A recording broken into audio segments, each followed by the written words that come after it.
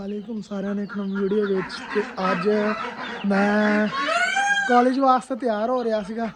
ਠੀਕ ਆ ਤੇ ਮਗਰ ਘਰਦਿਆਂ ਨੇ ਕਹਿਤਾ ਜੀ ਅਗਰ ਤੇ ਅੰਡਾ ਪਰਾਠਾ ਖਾਣਾ ਤੇ ਅੰਡਾ ਲੈ ਕੇ ਆ। ਹੁਣ ਆਪਾਂ ਅੰਡਾ ਚੋਰੀ ਕਰਨ ਚੱਲੇ ਆ ਬੱਤਕਾਂ ਦਾ। ਤਾਂ ਚੈੱਕ ਕਰਾਂਗੇ ਕਹਿੰਦੇ ਪਿੰਜਰੇ 'ਚ ਆ ਚੁੱਕੇ ਹਾਂ। ਠੀਕ ਆ ਉਹ ਦੋ ਆਂਡੇ ਪਏ ਇਹਨਾਂ ਦੋਨੇ ਆਂਡੇ ਚੁੱਕ ਕੇ ਲਾਏ ਇਹਨਾਂ ਦੇ ਉਹ तीन अंडे होर अंडे में चुक लिया ते इंदे चो एक अंडा आपा खाना।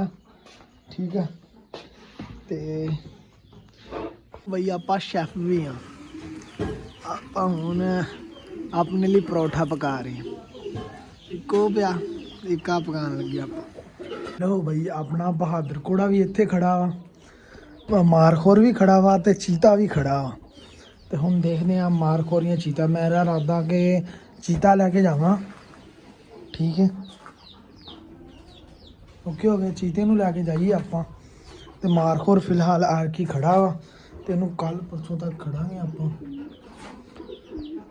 लो जी चीते तो कपड़ा हटाया जा रहा, मारखोर तो सही तरीके नाल कपड़ा पाया जा रहा। इनू पहले थोड़ा जिहा उरा करना पैना। चलो मैं बंद करके उरा करना। चेक करो दोने बदमाश एक बदमाश